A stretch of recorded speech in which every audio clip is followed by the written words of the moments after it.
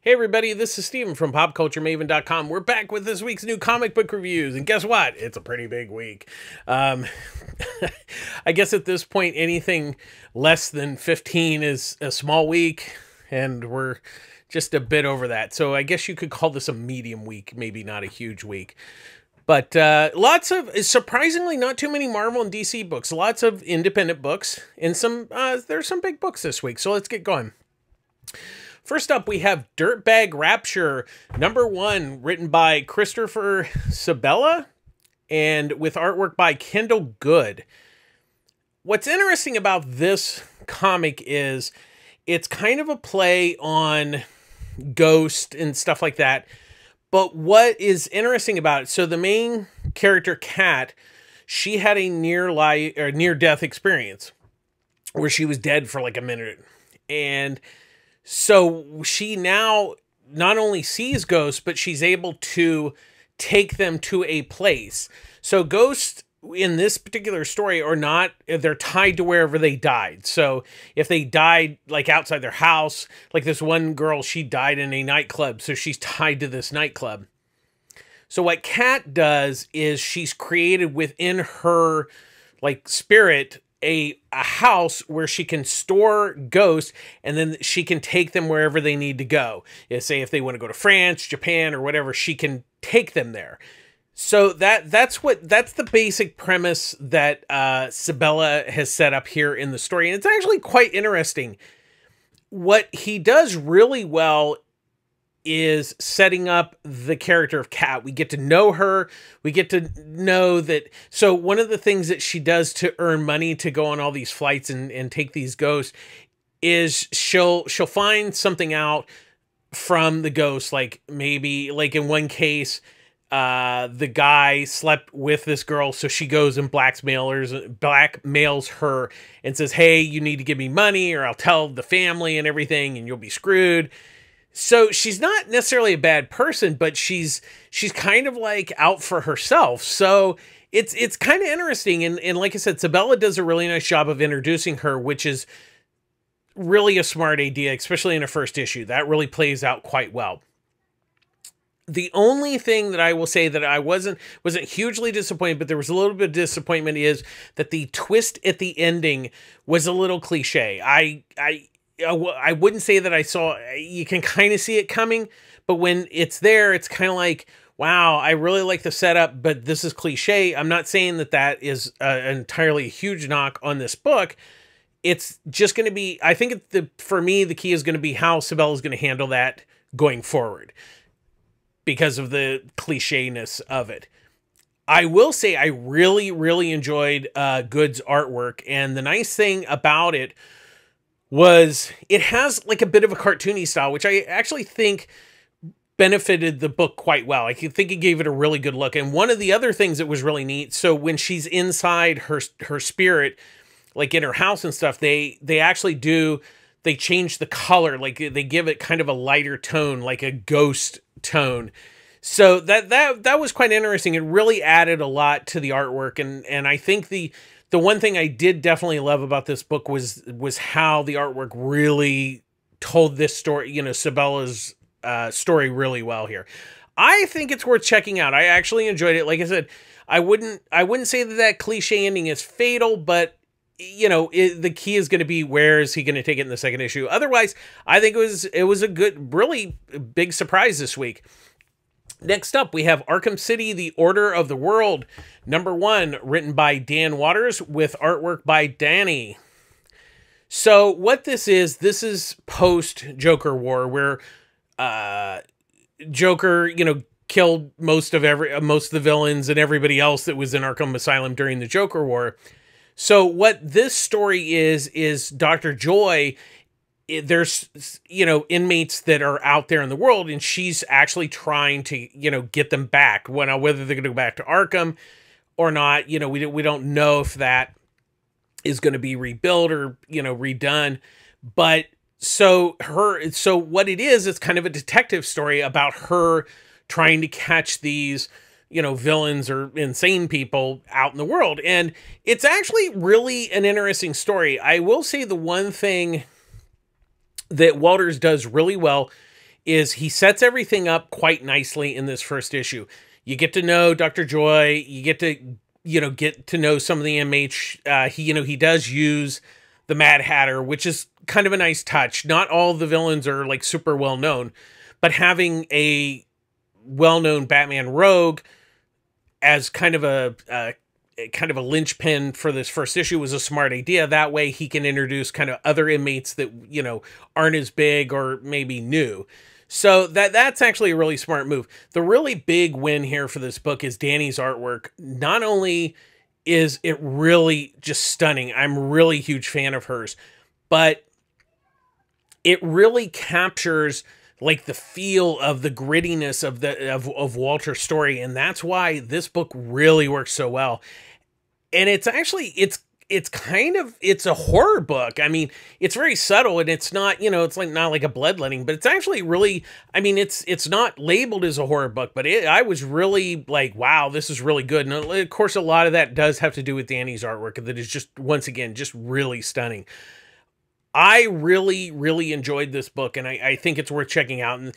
And the nice thing is it didn't have Batman in it, which is actually, I kind of hope that they kind of keep that, because I would feel that would kind of intrude what they started. Now I could be wrong. They may introduce him, but at least here it's just really Dr. Joy's story. And that, in that level, I really enjoyed it and worked out well. I think it's worth checking out. Next up, we have Out #1. Written by Rob Williams with artwork by Will Conrad. So the basic premise of this is that prisoners of war, it's during World War II, are taken to this Nazi, it's not a concentration camp, it's like this castle on this hill. So it's basically like the prison that nobody can escape from. That's the basic premise. So that's the setup. So there's all these, so there's new prisoners that are going there, and they get sent to the barracks, and they find out that, that they've been planning a big escape and everything. That is the basic structure for this first issue. Kind of sets everything up. And then what we find out is there's something kind of weird about this place. And it kind of goes back to the theory of, Hitler was using a cult and things like that. So there's kind of an occult angle to this story. And Williams actually lays the groundwork really nicely, because that thing doesn't show up till the end of the issue, and I don't want to give it away. As a matter of fact, you don't even really see kind of what is going, what this occult thing is. And it's kind of a smart move. That way he doesn't reveal everything, kind of in this one shot. He sets it up really well. And then you have Conrad really does a nice job on the artwork. And what's really good is that most of this book, this first issue is just dialogue. So it's people standing around talking. And Conrad actually, that's where he really shines, is that he's able to do these, facial expressions and all that kind of stuff to get across the story. And that's, it's a really good looking book. I really enjoyed his artwork. And, the story was maybe a little slow out of the gate, but I think that Williams did a good job in setting everything up. So, I'm interested in going for a second issue. I did like this first issue, and it'll be interesting to see where he takes it. I like the premise and everything. And of course, Conrad's art's really nice. So once again, another surprise book this week. Next up, we have A Righteous Thirst for Vengeance #1, written by Rick Remainder with artwork by Andre Lim Arujo. Now, this is interesting. For me, Remainder is kind of hot and cold. Like, I really either like his stuff or I'm like, okay, I'm not necessarily a big fan. But this one was really interesting because in a lot of respects, it was kind of like a bit of a silent story where it follows this guy around, just kind of his everyday thing. But then you find out he's actually looking for somebody that has to do with like a murder or something like that, some sort of crime. And so it follows him around, and then, I don't want to give too much away in the ending, but he comes across the person he was looking for, and yet he bumped into somebody else that has something to do with the story. I'll put it that way. So that is the basic premise here. And it's really quite ingenious how most of the story is actually told without dialogue, and it's really well done. I really thought that was a great part of the great way to do the story, and it really delivers the emotion. But why it works so well is Arujo's artwork, because you don't have any dialogue. It all has to be told through the artwork, and Araujo just nails it. He absolutely just nails it here, where the artwork is just gorgeous. It's really a good-looking book, and he basically makes the book because he's able to decipher the setup and the dialogue just in visuals, and it was really surprisingly good. There's a great twist to the ending that you don't see coming, but it's not, the thing I liked about it, he wasn't trying to shock you. He's like, oh, well, here's where the story's going. That's what he's doing with the ending, and I really enjoyed that. I think this book was well worth checking out, and I really enjoyed it. And once again, Arujo's artwork was absolutely gorgeous. That was so good. Next up, we have Soul Plumber #1, written by Marcus Parks and Henry Zebrowski, with artwork by John McCrae and PJ Holden. So this is one of DC's horror. It's not a Black Label book. They actually have a line called now DC Horror, which is, I'm okay. I enjoy horror comics if they're done well. And this one's actually really done well. So what it is it follows the story of Edgar, who wanted to become a priest, but it didn't quite work out. He got kicked out of the seminary. So he works at a convenience store that has a gas station. So it's not like a 7-Eleven, but 7-Eleven with a gas station. And so he has these kind of weirdo people that like hang out at the store. There's like this weird drug addict who's, like he's a war vet, but he's drugged out of his mind. He's got PSTD and he's just a mess. And then his other friend was also in the war, and he has like no nose, but he keeps it that way to just show like the scars of war. And so this one guy drives up in this van, of course he's like, he's trying to find his calling with the Lord and everything, Edgar is. And this guy has this van, and it says he's the Soul Plumber. And so what it is, that store, Edgar he has this kind of, this timeshare sort of meeting or whatever, where he goes, and the guy who's doing the Soul Plumber thing is basically taking people's money for like, he's created this machine that allows you to go in and pull a demon or an evil thing out of a person. So of course Edgar has no money because he works at like a crappy 7-Eleven, and so he can't steal the machine because it's too big, but he steals the blueprints, and he doesn't quite, he goes to the junkyard to build this thing. So, he ends up doing the first experiment on the vet that's all met, the drug addict, and that's, so we don't know whether it worked. I mean, he pulled something out, but what did he pull out? Did it kill the guy? I don't know, because he, it's this machine he built out of junk. So it's really an interesting story. I really, Parks and Zebrowski set up a really interesting story here. And I wouldn't say that it's like super horror. I mean, it wasn't like scary, but it was kind of unnerving a couple times, especially during the soul sucking part of it.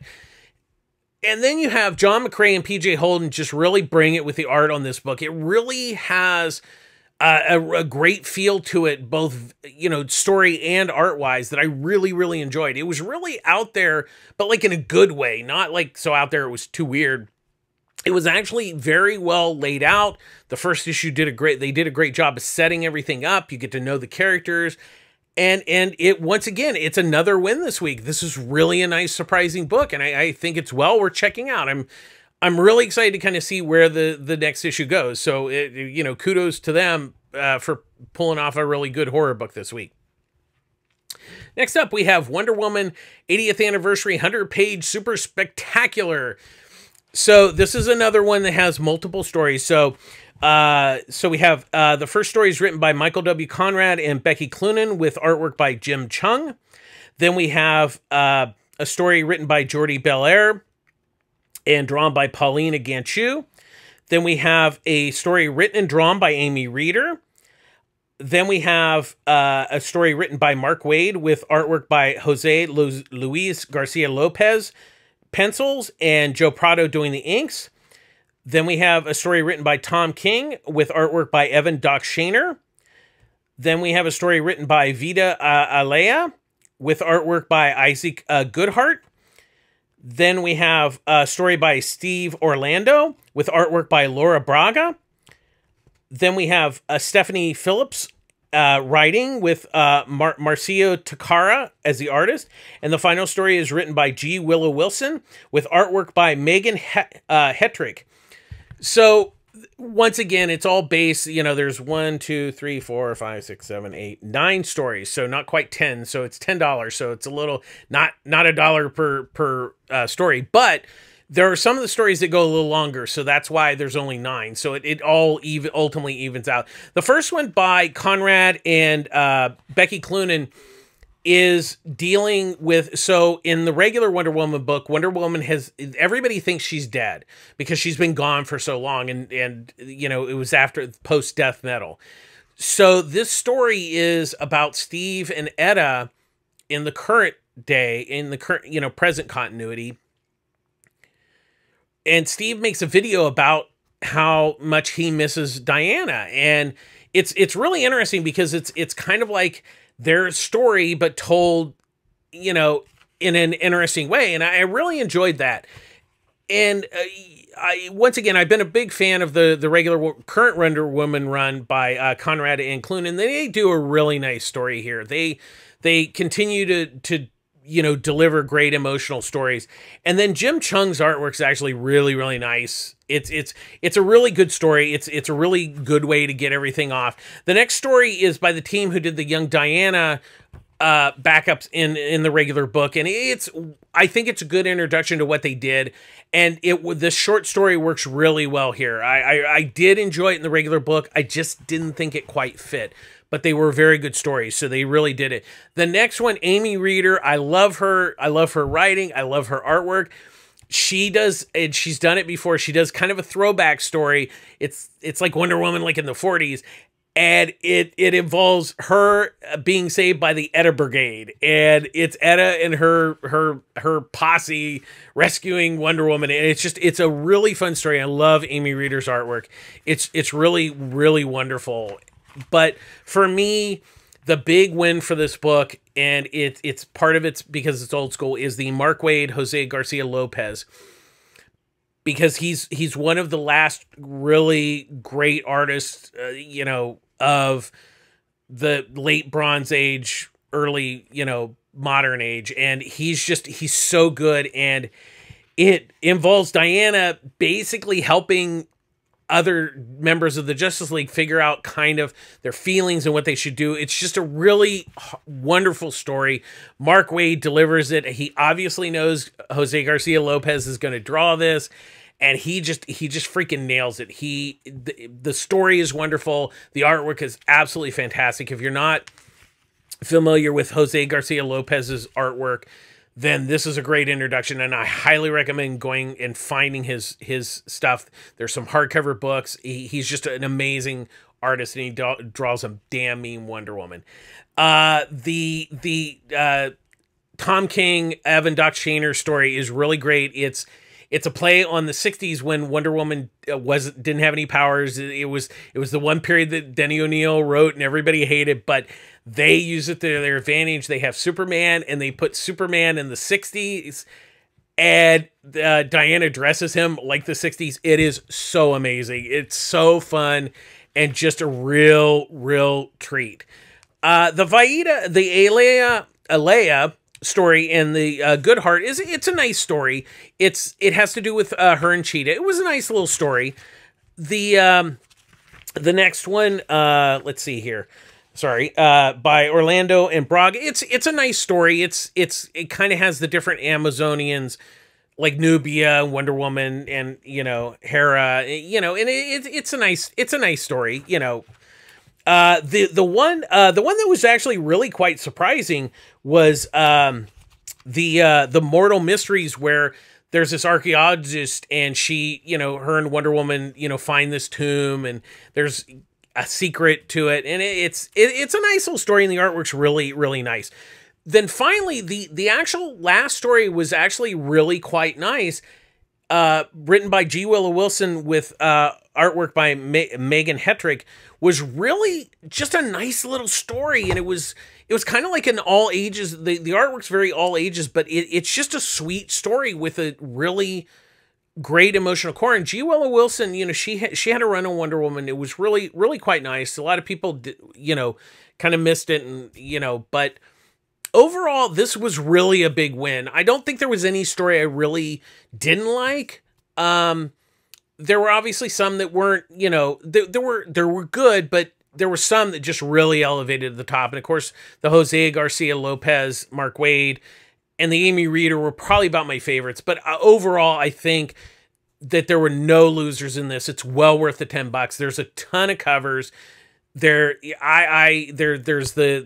my favorites were probably the Bruce Timm animated one, and then probably the Michael Cho one would be my second favorite. But they were all really good covers, and definitely just really a nice celebration of Wonder Woman on her 80th anniversary. So definitely check that out. If even if you're haven't been reading Wonder Woman, these are great. These are all self-contained stories. So check it out. It's a big win for Wonder Woman this week. Next up, we have Chicken Devil #1, written by Brian Buccello with artwork by Hayden Sherman. So you have this guy, Mitchell Moss, who runs these chicken franchise. They're not Kentucky Fried Chicken. They're like, these independent chicken places. And he finds out that his partner has been involved with the mob, and they end up killing his wife and kids.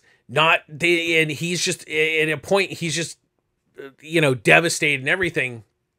So but the mob is like still after him because he owes them like $2 million for like, blowing up their drugs.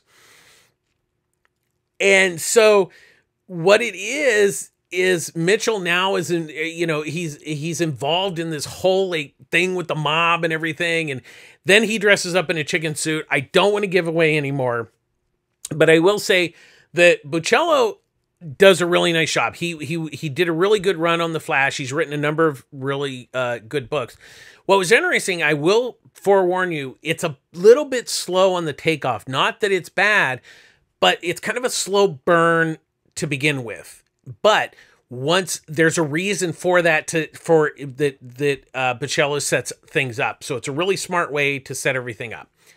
Then Sherman's artwork is really, really nice. It has a really kinetic quality to it, and I really enjoyed it. And I think it really added to the overall great look of the book and the story. It really, really turned out really quite well. I really, really enjoyed this. It's not going to be for everybody, but I did like it, and I think it's got a lot of promise.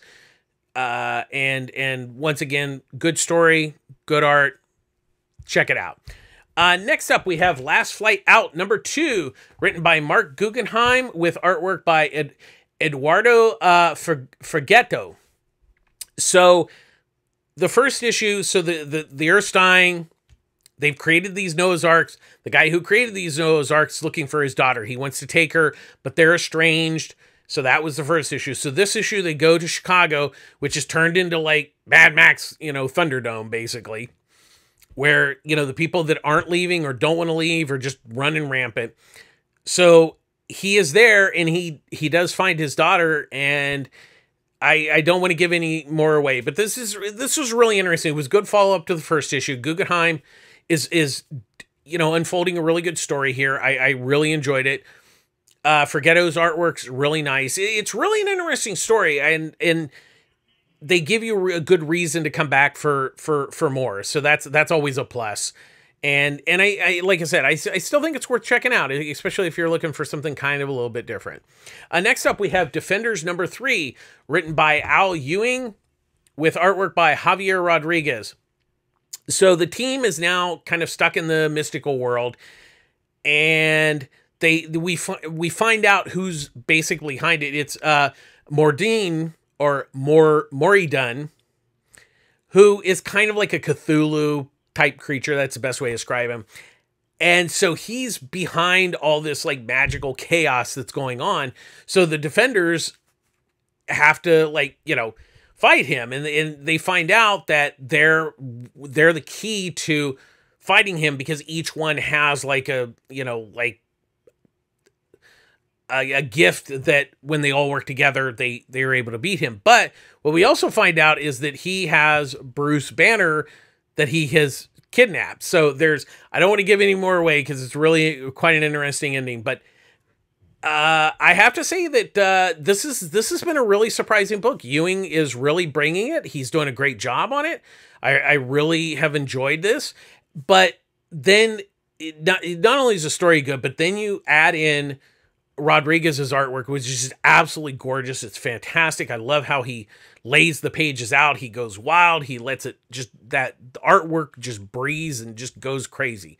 It's really surprisingly good book. I've been very surprised, and I'm still enjoying it. We're in the third issue, so we'll keep going. Next up, we have Groo meets Tarzan #3, written by Sergio Aragonés and Mark Evanier, with artwork by Sergio Aragonés and Thomas Yates. So I had to review the first 2 issues, and once again, you're buying this because Sergio is doing Groo, but you also, like, who doesn't love Tarzan? So this is really the first issue where they kind of actually meet. And so there's kind of a, like, it's interesting, and I love the fact that, the Tarzan is very, normal and superheroic and everything. And then Groo's just like this insanity, like, craziness that comes in.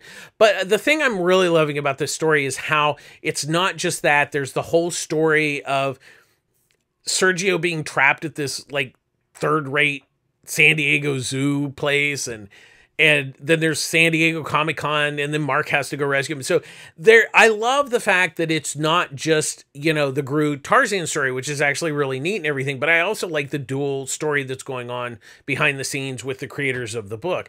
So it's really, once again, it's a fun book. You have Tom Yates, when he draws Tarzan, it's just absolutely gorgeous. It's really great. But I love how it just weirdly works out. Groo is just like totally visually completely different, and it works. I don't know why, but it just works. It's a fun damn book, and I can't wait to see how they wrap the whole thing up. Next up, we have Lucky Devil #3, written by Cullen Bunn, with artwork by Fran Gallen. So now we know that Stanley, he has created this, like, Satan cult, but Satan's pissed, so he now wants the power that Stanley has back, so he's sending demons to go after Stanley. So what we have is, we have the demon that was exorcised from him, but has no powers, but he knows what's going on. Then you also have the witch doctor that did semi-failed exorcism, is now back in the mix, so that's what's going on, and so they're going to have to figure out how basically to defeat Satan. That's really what this issue kind of leads into. I've been really surprised by this book. It's a great premise. Bunn's telling a great story. The pacing's really well here.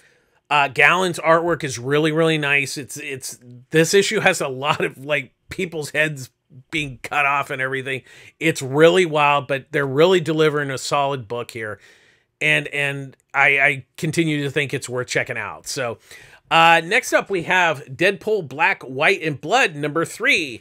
This issue has 3 stories. The first one's written by Jay Borchell, with artwork by Paco Medina.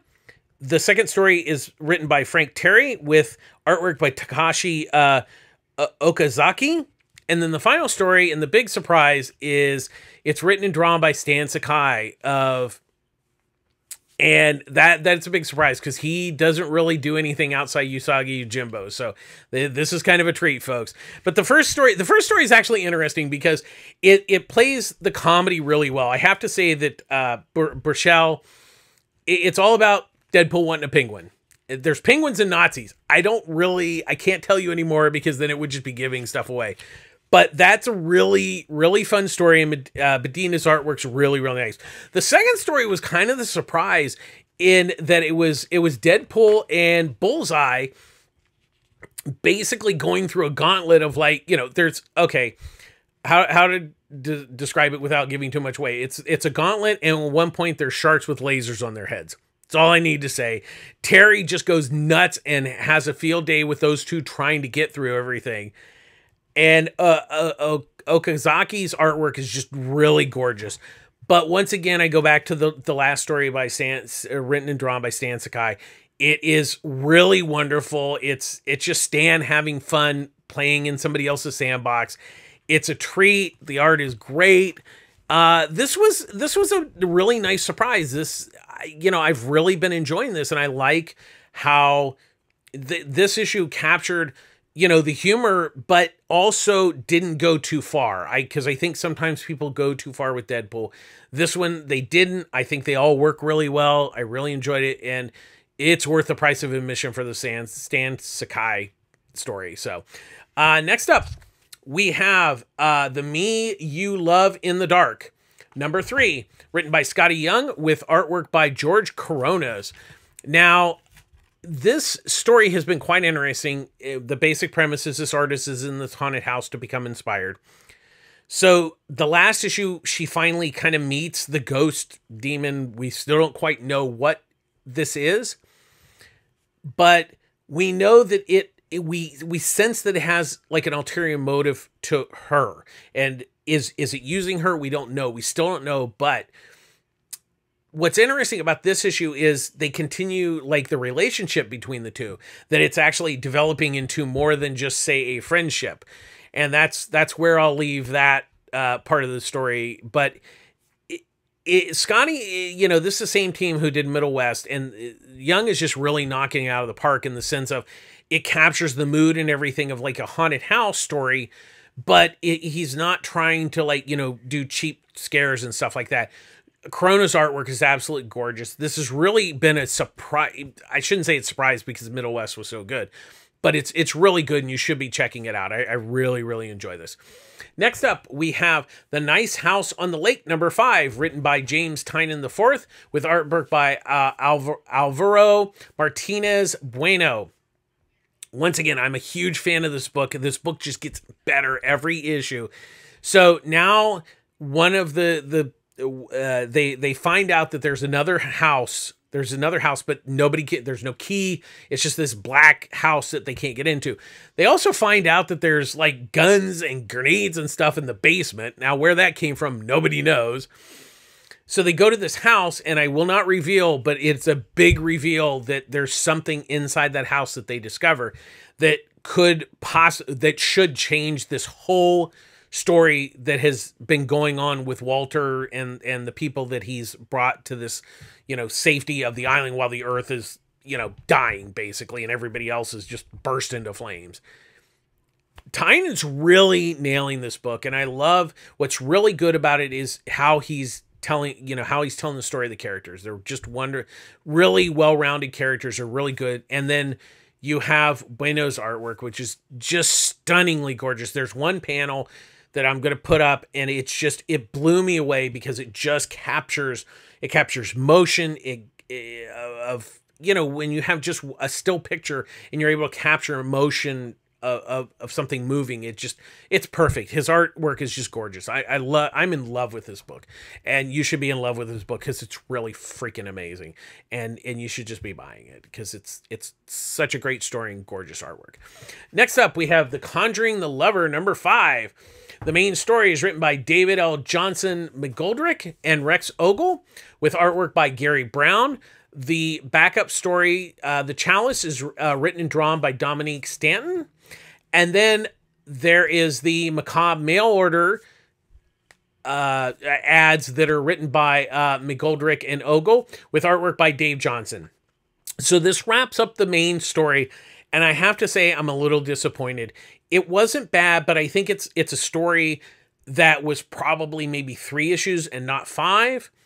And I wasn't really satisfied with the ending. It was just kind of like, okay, that's it. And then to kind of a little bit add insult to injury is that it's kind of a setup for the next, like miniseries. Now, overall, I don't think it was bad. I just think it was kind of drawn out and not, I think the last act kind of just didn't work well. It kind of fell a little flat.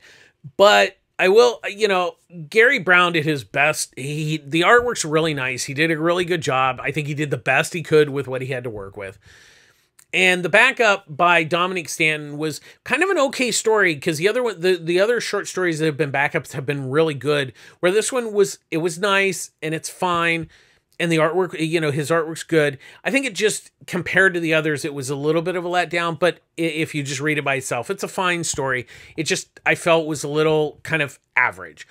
But give it to Johnson, who just delivers those weirdo ads in the comic book where they're just great. So, in all said and done, this has been a bit kind of disappointing. The backups have been great, and there's been some pluses, but I think with the final act of the story, it just kind of was a letdown. So, sorry to say, if you've been like me and got to the 5th issue, then yeah, it kind of was a disappointment. Next up, we have Swamp Thing number 8, written by Ram V with Mike Perkins. So this is the 3rd part of the Suicide Squad story where they go to try to capture. But what's interesting is, and I really have to give Ram V this, that it really isn't a crossover. It's more of them coming into the Swamp Thing story, because not only is there that story, but there's all the other story that has been building up in the previous 7 issues that is also infused in this. So it's not just like a crossover like you normally get, oh, well, so-and-so's here, we're going to do this. They have become, the Suicide Squad's actually become a really integral part to this story. And now with this issue, we really see why he did this whole story this way.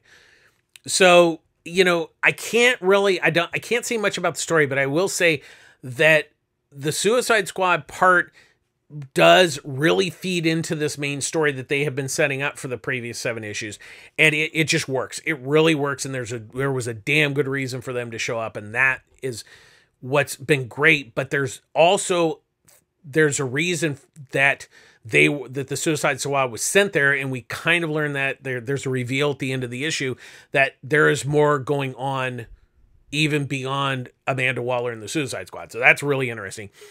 And again, Mike Perkins, his artwork is just so amazing and so perfect for this book. It's really good. I'm really loving the heck out of this book, and I can't wait to see where they take it. So if you haven't been buying it, just shame on you. That's all I got to say at this point. Next up, we have Firepower number 16, written by Robert Kirkman and Chris Samnee. Yes, it's still going, and you're not and shame for you for not reading it, because this book continues to be just amazing every single month. So we have Mom and Dad going back to the hilltop to try to fight the snake things, or the snake possessed people, and then there's the kids get attacked at the house. It's insanity all around, and Kirkman is just surprisingly really this book's really good. I think it's one of the best that I've read from him. It's really, really good. But it's really, I think a lot of that has to do with Chris Samnee. The art is just wonderful. It's really good. And if you haven't been reading, I can't recommend this book enough. There are trades that will catch you up to most of the current issues. This is just a wonderful book, and you really need to be checking it out. And that's all I've got to say. If you're not buying it, I don't know what else to tell you, because I love this book. It's really one of those books that I look forward to every month. And finally, we have Batman: The Adventure Continues, Season 2, number 5, written by Alan Burnett and Paul Dini, with artwork by Rick Burchett. So this continues the storyline of the mayor was killed a couple issues ago. So now we're in the mayoral race, and that's what this is the first part of where, let's be honest, the mob wants to be, put somebody in charge of being the mayor. So that's kind of where this story is kind of going. Is is Gotham going to get a good mayor, or are they going to get a mob mayor? So that's the basic setup here. And once again, Burnett and Denny, they wrote tons of episodes of Batman the Animated Series. Nobody does it better than those guys, and they know what they're doing. And they really capture that series, but really, I think, take it in a really direction that you can't do in like a half-hour show. And that's what I really loved about these books, is they're doing stories, much longer stories and much more intricate stories that they can tell with the characters, and it's really wonderful. And they also, I think it allows them to be outside the box of not necessarily just having a villain like every single issue, that there's more depth to these stories than that they could tell in the animated series. And then you have Rick Burchett, who I love his artwork. He's done tons of these books over the years. He is perfect. I love his artwork. It's really wonderful. If you're a fan of the animated series, this is a no-brainer to pick these up. That's it, kids. We're done. We got through this pretty quick, I think. So once again, public service announcement. I get all my comics at Pulp Fiction Comics, Long Beach, California. Ryan Skinner runs a great store there. Annie and Eduardo are great. The customer service is fantastic. They offer great discounts. They have a pull service. I can't say enough about that shop. It's really good. They have a sister store in Culver City run by Chris and her team, Pulp Fiction Culver City. Great store. Once again, great customer service, pull service, discounts. Just, if you live in the LA area, I don't think there's any better place to at least go to. They're my favorite comic shops. And once again, please get vaccinated. We're getting better, but things, need to, so we need to stay on top of it. We need to be safe. We need to mask up. And then finally, as we always end, please be kind. Kindness goes a long way, and being kind, especially during these times, is so important. So please be kind to each other out there. Make sure you support your local comic shop, and that's going to do it this week. So please be safe, be kind, and we'll see you again next week. This is Steven from PopCultureMaven.com signing out. Take care of yourselves. Bye-bye.